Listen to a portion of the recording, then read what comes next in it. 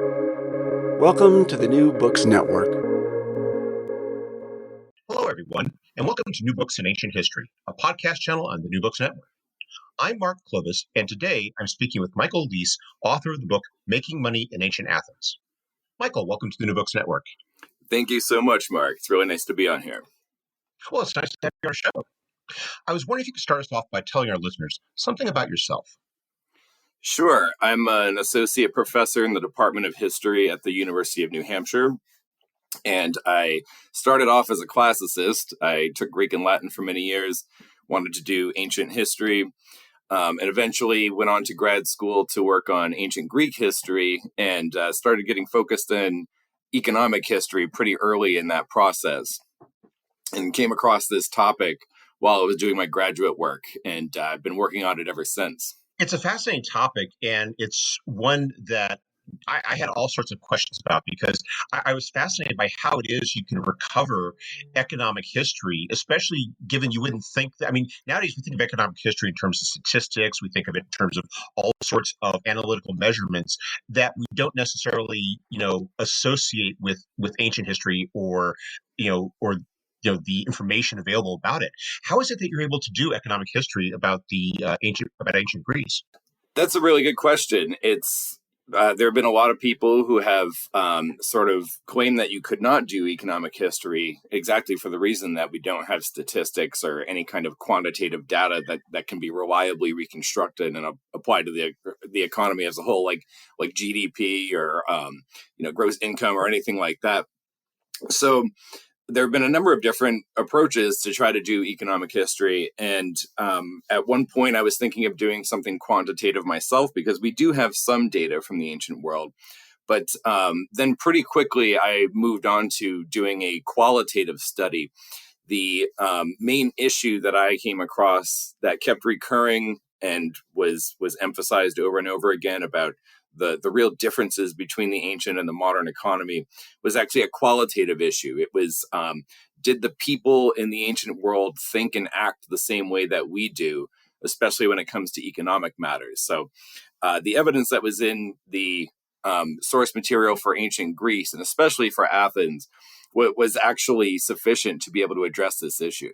It's a fascinating topic, and I found it very interesting to read about it because it's a question that it's one of those questions that it doesn't pop to mind. It's one of those things that I think about when I read ancient history. It's just I assume it, and yet you demonstrate that it is a not only a worthwhile question, but it's one that there's a lot of interesting information about, and it really opens an aspect of Greek history that we don't often think about. The claims that you come across in a lot of the older scholarship, and a lot of this goes back to the 19th century, starting with Marx and Weber, are really eye-catching. And I kept coming back to these things, just seeing how they would argue the differences in mental processes, the differences in attitudes towards economic activity, the different value systems that discourage them from behaving like modern capitalists. These are very strong, provocative statements, and they shaped the field for decades and even generations. And every time I would come and away from that scholarship, that theory, and then look at the ancient Greek evidence, I didn't see any of the things that they were talking about. So I knew that there was a very sort of a large amount of data that could be applied to this issue to sort of prove that ancient people were not as different as has often been argued, and is still argued today by a number of people in a number of different fields. And when you really get into the material and you see how they were making the decisions they were making, what kind of approach they took to different economic issues and problems, they become much more like the modern mind than what we see in a lot of scholarship.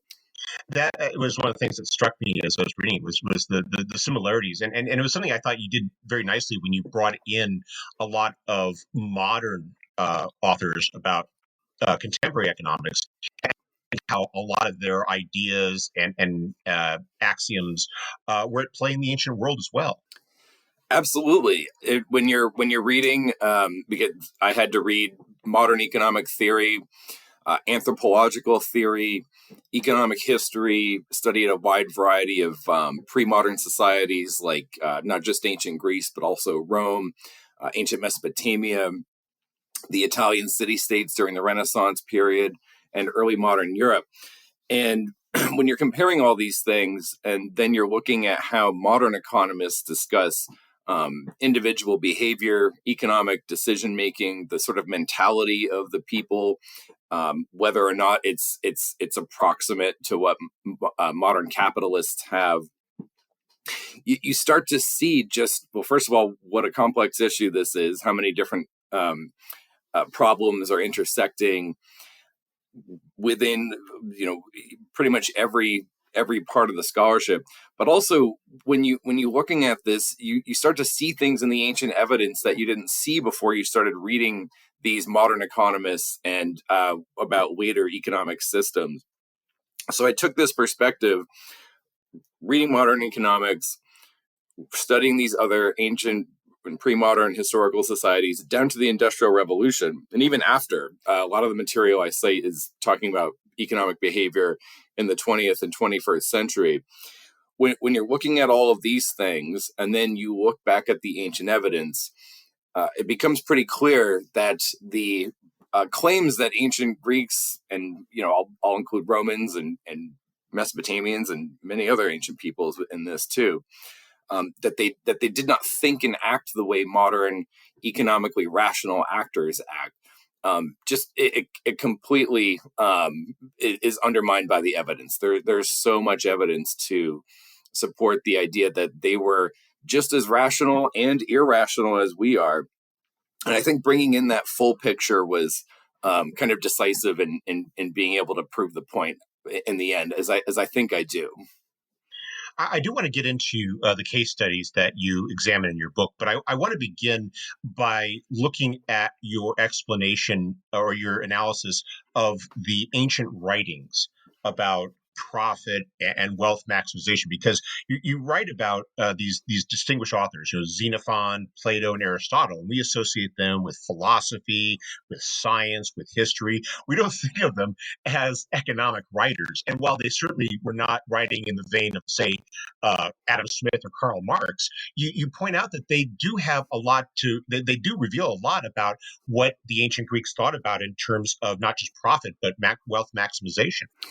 Yes, there's a ton in these philosophers, and the sort of the nitty gritty of my individual case studies, which I'm sure we'll get to, is about the way ancient Greeks managed their own personal estates, and we can get into the details of that.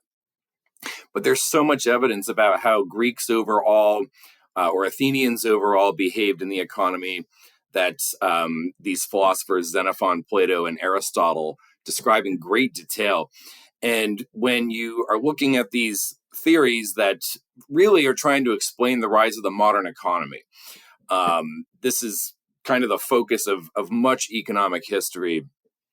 And the main theory keeps coming in different forms, and it's sort of articulated differently in different fields, different contexts, different theorists, that ancient people were not economically rational, and that they did not try to maximize their profits. They did not try to continuously reinvest their profits into further productive enterprise.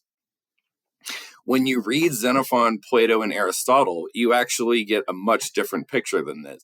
You see Greeks responding to fluctuations in market prices that are running according to supply and demand, just like in the modern economy.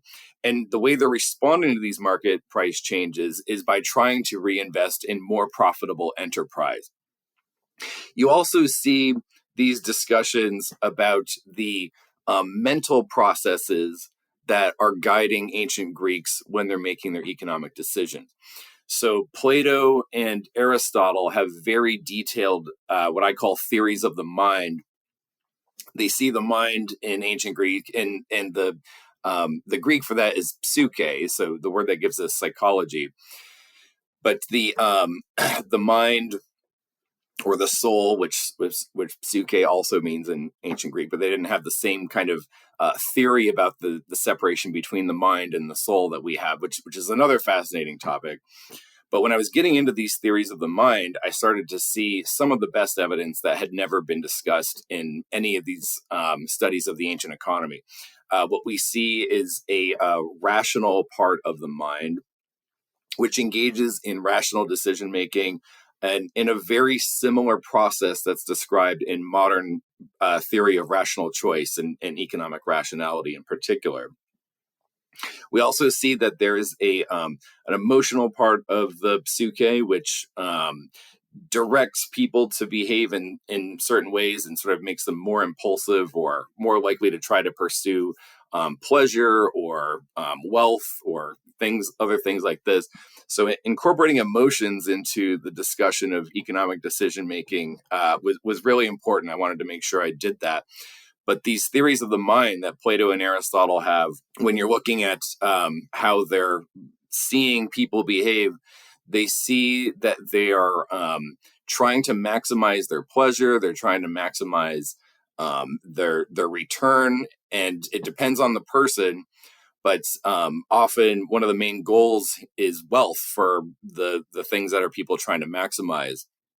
And Plato even calls one of the parts of the mind the money-loving portion of the mind, or the money-making portion of the mind.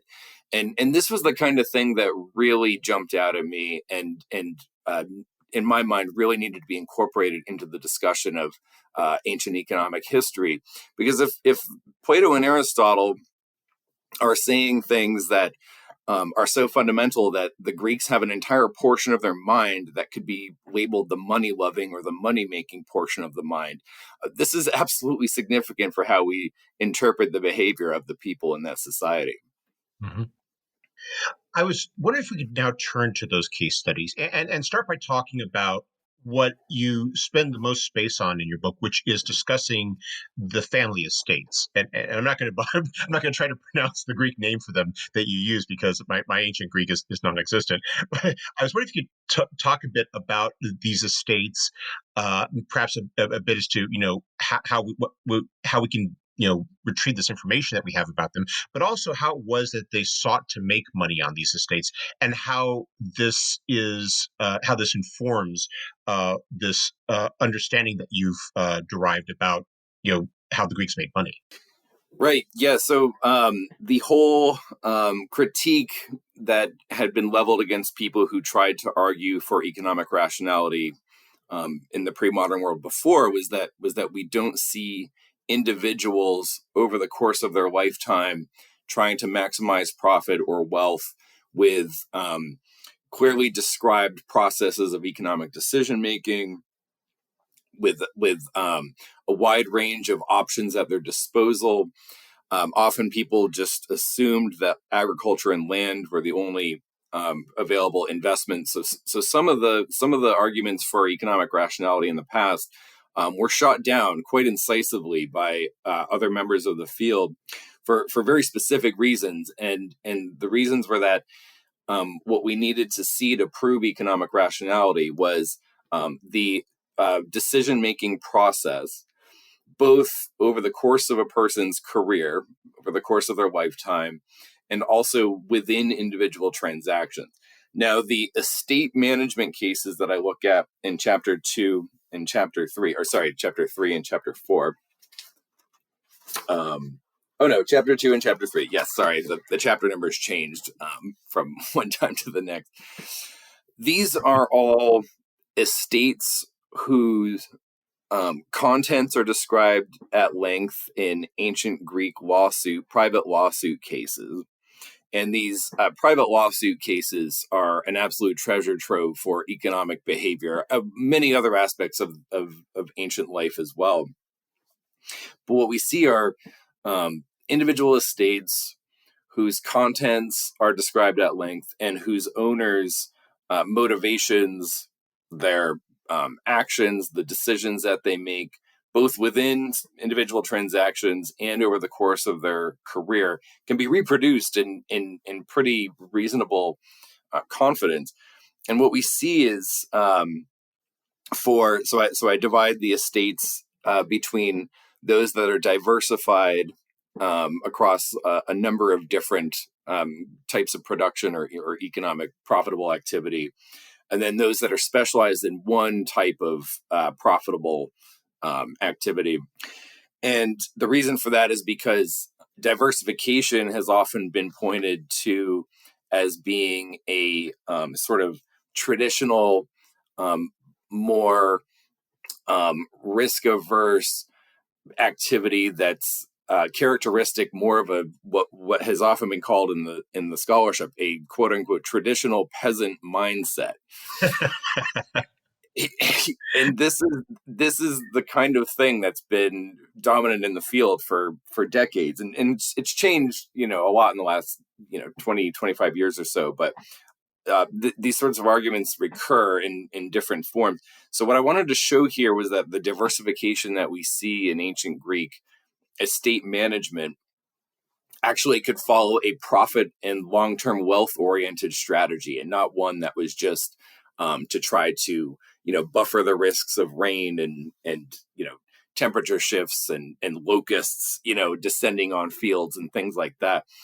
So looking at these diversified estates, what I saw was in almost every case where the owners tried to acquire new properties, there was always a profitable sort of outcome for that, or a profit-oriented motivation for that. And this is different from the risk of averse or risk minimizing motivation that's usually been argued for the ancient world. And you can see the sort of long-term orientation towards profit in a number of ways. One is when people acquire more risky, more high-risk acquisitions to increase their profitability alongside more stable investments that they already have that are already generating a steady income. So a lot of the new properties that are acquired or new economic activities that people enter are characterized by higher risk and higher profit rather than lower risk and lower return. Now, the other thing that we see is long-term wealth maximization that is made possible through avoiding taxes. Tax evasion is rampant throughout all of history, and we talk about it today. There's nothing new about it at all. And what we see in the evidence for ancient Greece, it's not just Athens. We get it from Syracuse. We get it from a number of other city-states as well. But the desire to avoid taxation, when we see this happening on an individual estate, the long-term result of this is really remarkable growth and kind of unnatural. I'm not going to say exponential growth necessarily, but really otherwise impossible long-term growth. So we have a couple of examples. The probably the longest case that I look at is the father of the famous orator Demosthenes, who is the sort of most prolific, or at least best preserved, rhetorical rhetorician speaker from ancient Athens. His father managed an estate that was able to avoid taxation, it seems, throughout the course of his entire career. And it seems that it was only when Demosthenes himself inherited the estate, and he actually had some guardians who were embezzling from it after his father died and before Demosthenes was able to claim it.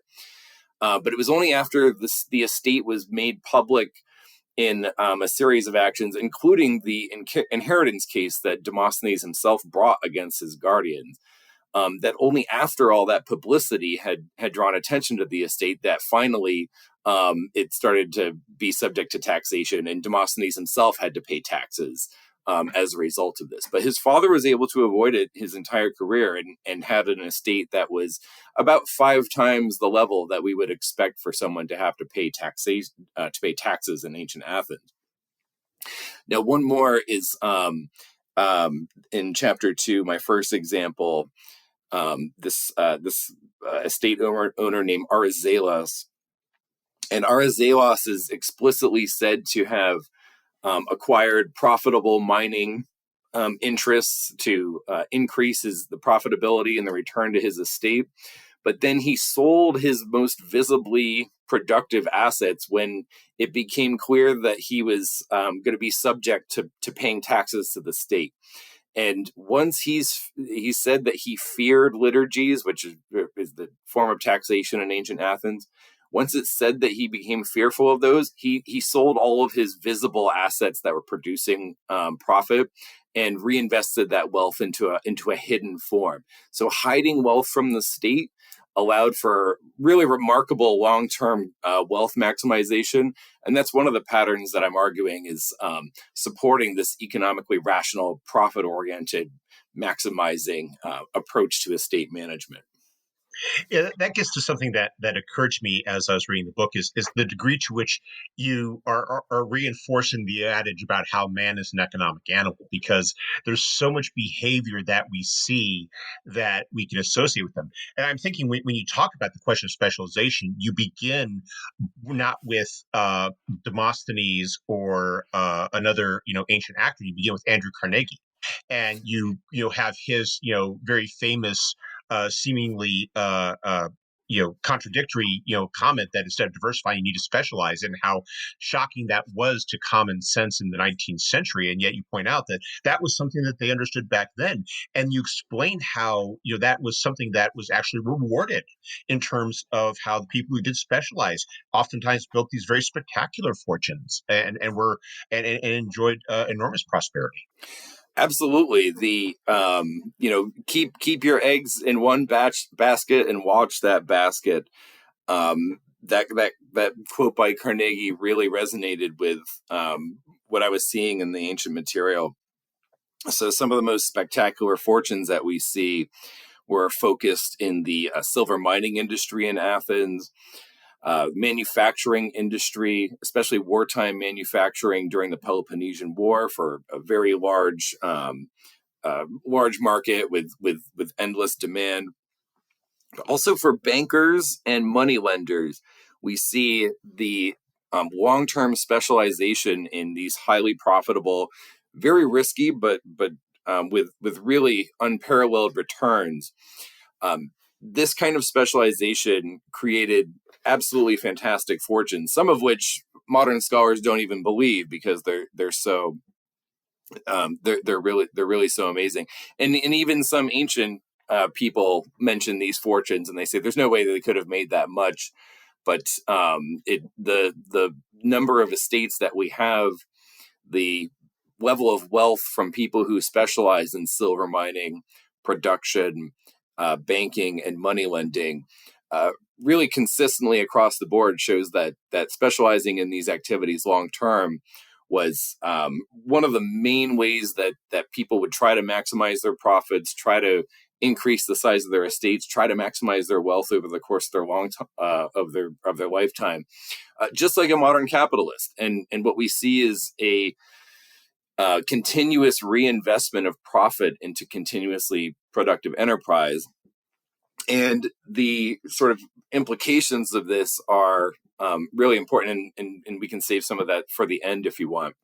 But the careers that we have preserved for bankers, silver miners, and money lenders show us that the people who were able to succeed in these fields, there was a lot of competition, or a lot of people who entered and exited, a lot of bank failures because so many people went into the field and so overextended themselves in risky banking or money lending practices that they went under. We hear about banks going under all the time, and then bankers going into hiding so that they don't have to repay their creditors and things like this.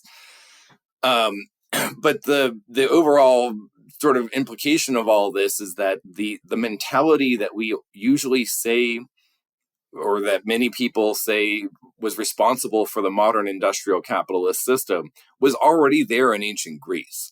And it's just that no one has proven this for the pre-modern world yet. So yeah, this was a really important set of estates, people specializing long term and reinvesting their profits in that productive enterprise that was yielding them so much money. That really points to this kind of modern economic rationality that was pretty widespread among our population. As you explained, though, not everyone sought to make their money honestly. And this gets to one of my favorite parts of your book, which is your description of is it Xenothemis? and Yeah. and his case with regarding maritime trade. And I thought it was fascinating, not just because it's an example of what we might think of as a classic case of fraud in a literal sense, but it's also how it exposes how the differences that existed. How we're not talking about a world where you have a concept of international law. You have a lot of legality in terms that governing these transactions. That legality stops at the city-state's border. And a lot of these merchants and bankers oftentimes use that gray area that existed, or that advantage of imperfect information to not just make money, but sometimes try to do so fraudulently.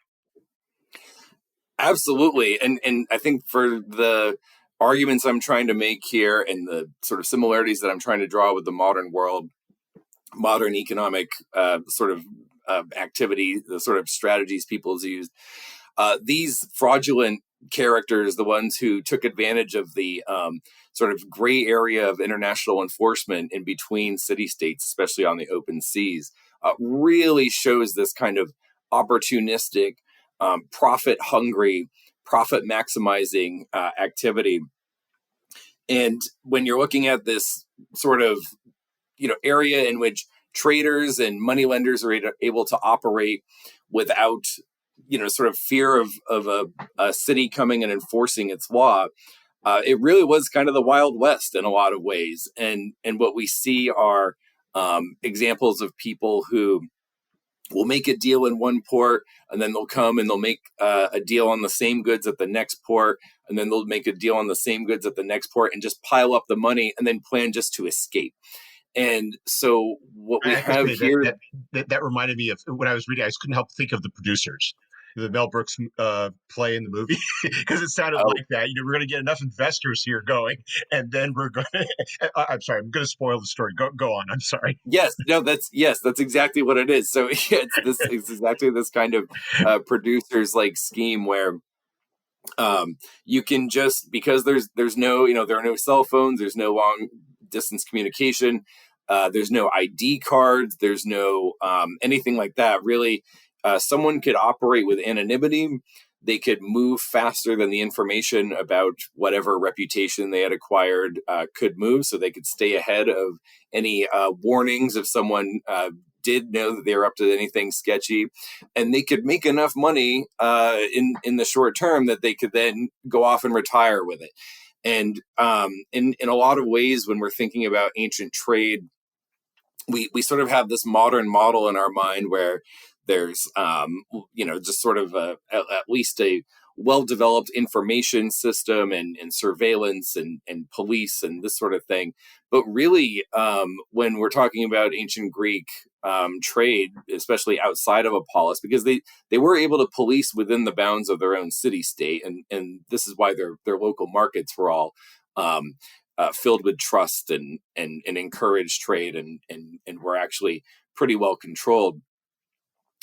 But once you got out into the open sea and between states, it was more like what we would consider sort of the black market. So people are operating more in ways that they do in international arms smuggling or international drug trade or something like that.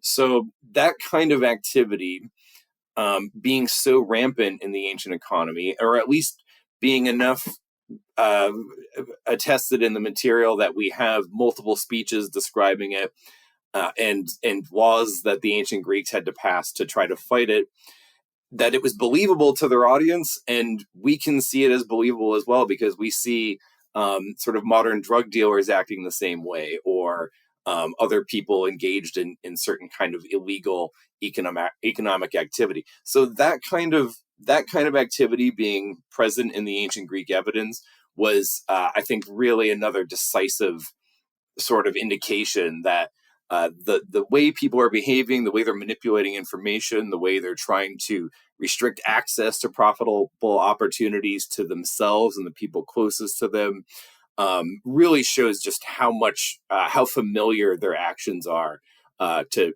someone in the modern world. And we hear about stuff like this in the news all the time. And when you read it in an ancient Greek court case, it's really, it's almost like the Judge Judy, sometimes I say, of the ancient world. But these are real people, and the things they're doing are familiar to us today. And it's really uncanny almost just how similar we are to the ancient Greeks.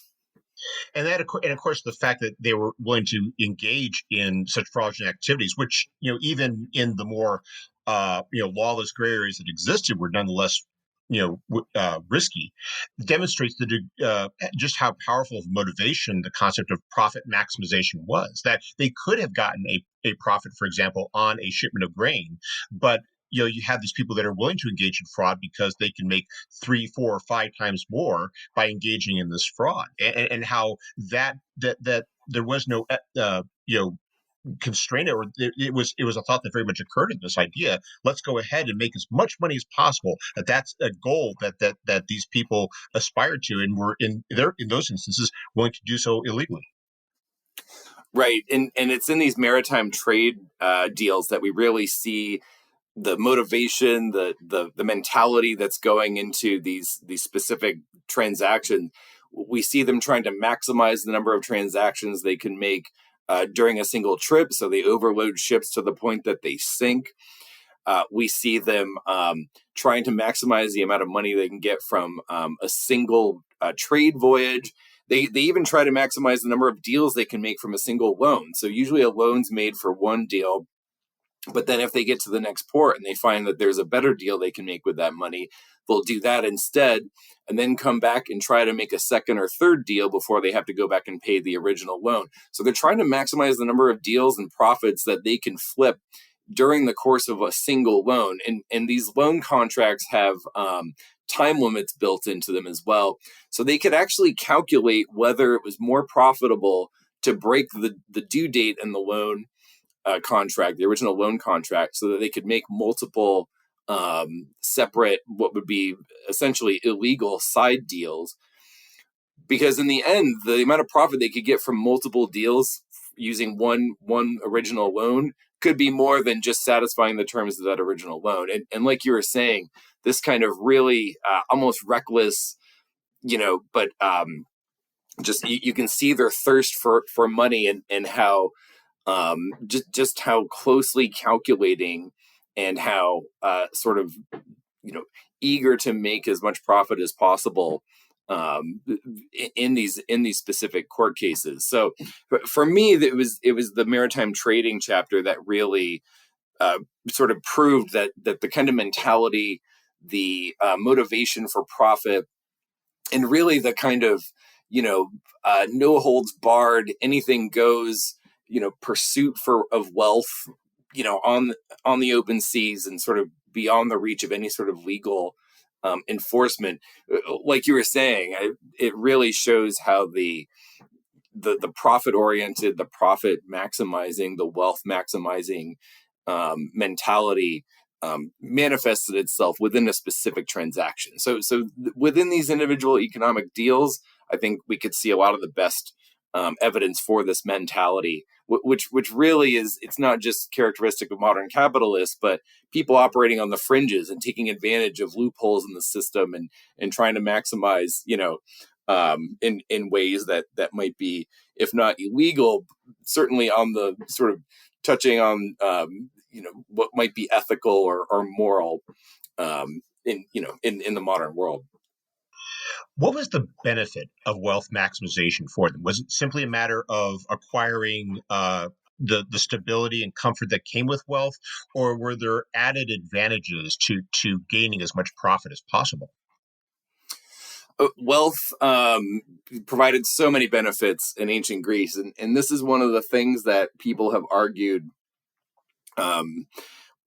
sort of against profit and wealth maximization. Often they said people sought honor, they sought public standing, and that wealth was sort of seen as or at least wealth maximizing activity was seen as kind of like a sketchy, dirty, sordid thing. And this idea comes from the sort of statements that we get from ancient philosophers like Aristotle and Plato, which I distinguish in this book between prescriptive and descriptive. So these prescriptive statements we see in Aristotle and Plato come from philosophers who just want people to get along. They want their city-states to be thriving. They don't want citizens to be taking advantage of each other economically, because that creates a wider wealth gap between rich and poor.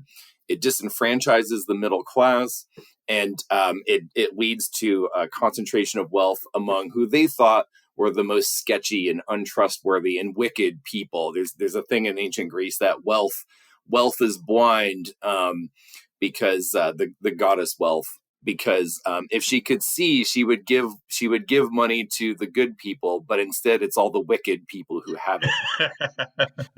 But when you're thinking of an aristocratic system, and here I bring in the work of Thorstein Veblen, and the sort of highest members of the leisure class, they engage in different kind of economic behavior than people who are trying to rise up through the economic and social ladder.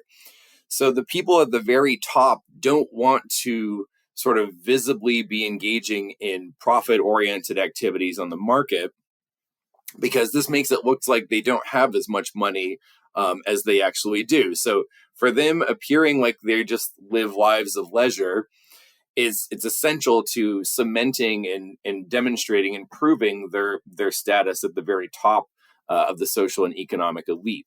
But everyone who's trying to rise up through the ladder is engaging in this kind of market-oriented, profit-maximizing activity, because they're not yet at that point where they can just sort of sit back and demonstrate their wealth through their leisure.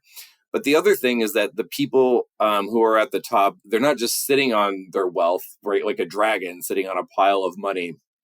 They're still investing it in agriculture and cash crops, banking, often money lending, and the kind of money that they're able to bring in comes from their ability to monopolize the land. So one thing that we see is that the aristocracies of the ancient world are kind of the end of a long-term process of monopolization that comes out of competition in the open market for land. And when you think of it in these terms, it looks like these large estate landowners who have large numbers of slaves and livestock, in the competition in which they're beating out middle and lower class people for the competition for land, they're starting to look a lot more like modern corporations beating out smaller mom and pop shops. And so once you get to that sort of level where you've acquired a large amount of land for yourself, you can let the land produce. You can bring in your profits. You are really in control over one of the most important factors of production, which is the land itself, which is also the capital. So the sort of the dynamics of what we see happening up at the top and the most wealthy people are much more complicated than what people have argued in the past. But as they demonstrate, people get honor, they get standing, they get all of these great benefits. There's no insurance in the ancient world, so money brings you safety. It helps feed your family. It helps buffer you against risk that comes from warfare or disease or bad weather. So all the things that, and actually the way the ancient Greeks described the lives of the gods and of the golden age of humanity back in the old sort of mythical days when human beings were, sort of closer to the gods, the way they describe the gods living and the way that they describe the people of the golden age living are the same way that they describe the benefits that aristocrats and the super wealthy have. So if you're an ancient Greek and you can maximize your profit and your wealth and you keep your enterprises going, making money, you can also share in a lot of the benefits that people in the golden age of humanity or even the gods themselves had. So these kinds of like freedom from worry, freedom from anxiety, freedom from the risk of losing everything all at once in one bad harvest. There were so many benefits that came with wealth, and a lot of this hasn't been discussed in the scholarship before. So I was glad I was able to bring all that into the book as well. We appreciate the time you've taken to speak with us. But before we go, could we ask what you're working on now? Sure. Yeah, this is two projects that are coming out of this original one. So the first is a case study that started to get too big for the book, and so I started writing an article about it. It's this famous Athenian general Nicias, who also was one of the most brutal enslavers of the ancient world. He had 1,000 enslaved people working in his silver mines, and he's famous from Thucydides, from the disastrous Sicilian expedition that almost brought Athens to defeat in the Peloponnesian War, although they were able to keep fighting on for almost another 10 years, which is really fascinating in itself.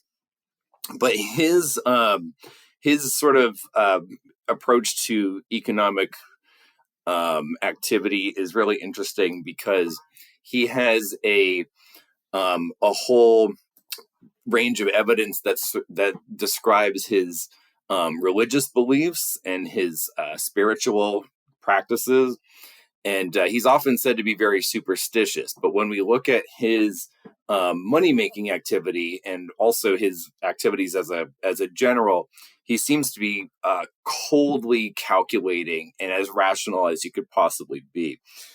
So using him as sort of a model, I'm exploring in what might be a short book, a sort of discussion of how the ancient Greek religious mentality affected the way that their economy performed. Because old arguments in the past have claimed that because Greeks were dedicating so much wealth to the gods, that this took it out of circulation, and that it sort of froze economic activity, the way like a depression where there's no circulation of money would freeze activity. So that the ancient economy was permanently in a depressive sort of crunch for money because it was all sitting at sanctuaries. But this is not the case. And when you're looking at his economic mentality, his religious beliefs, and then how much wealth was actually dedicated at ancient Greek sanctuaries, you get a totally different picture. And it looks like the economy is functioning quite well. So this is something I'm going to be looking at. But my major project is following from this book, and I'm saying that it's a wide range of institutional factors that can explain the difference between the ancient and the modern economy. Whereas people have argued for differences in rationality or psychological differences or totally different mentality, I'm saying that the fact that the ancient Greeks did not have corporations, and the fact that they did not have things like international land market, that these factors are actually more important for explaining why the ancient Greek economy didn't evolve past the point that it did. And what we're really talking about here is long-term theories of development and sophistication. And a lot of this is very teleological.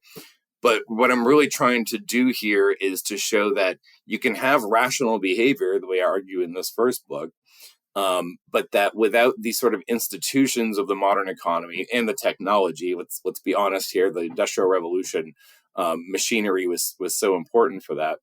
But because we don't have the institutions of the modern economy, especially corporate personhood and corporate immortality for private business wealth, the institutions of the ancient Greek world channeled capital and money flow, money accumulation in very different ways. And a lot of the arguments in the past have been that this is all a sign of irrationality. But what I'm arguing is that it's actually what people are doing are a rational response to the institutional realities that they did have. And what we're going to see, I hope, in the end with this book is kind of a reassessment of a lot of the sort of long-term trends in economic history in the ancient Greek world, and how these can all be described by looking at this very different institutional structure and the choices people made with their profits and their capital investments. Well, those both sound like fascinating projects. I wish you the best of luck with them. Thank you so much. Yeah, and really the goal in the end is to bring the ancient economy, the pre-modern economy, more into dialogue with the economic history of later periods, because people who study later periods and other societies depend on us, the experts who work on the pre-modern world, to tell them what happened, because they just don't have the time for the training to look at the primary sources themselves. But what I'm hoping is that this is going to be a step towards sort of bringing not just ancient Greece, but also ancient India, Mesopotamia, Africa, the pre-modern, pre-Columbian Americas, and pre-modern Europe into sort of a longer discussion where we can see how what did happen in the modern industrial capitalist system was not the kind of transformation that has often been argued, but it's actually a very slow, gradual process, which suddenly accelerates in the 19th century. But really, what this is all pointing to is to try to bring periods that are often studied separately into closer dialogue, so that we can have a better idea of what it really was that created the modern economy. And the more I look, the more I see it's the result of there's technological innovation and institutional innovation, but also the same kind of rapacious attacking imperialism, stealing of wealth, and funneling it back to the colonizing imperialist homeland that we see throughout all of world history. So I think if we can sort of reframe a lot of modern economic, what we would call progress, or a lot of people in the field have called progress before, in those terms, I think we can get at a more accurate view of long-term economic history overall, and where the ancient world, generally speaking, sort of fits into all of that. Well, that's a very ambitious goal and a very worthy one, too. I look forward to seeing how it develops. Thank you so much. Yeah, it'll be probably the work of a lot of different people, but I'm glad Yeah. to be able to contribute just a little bit to that.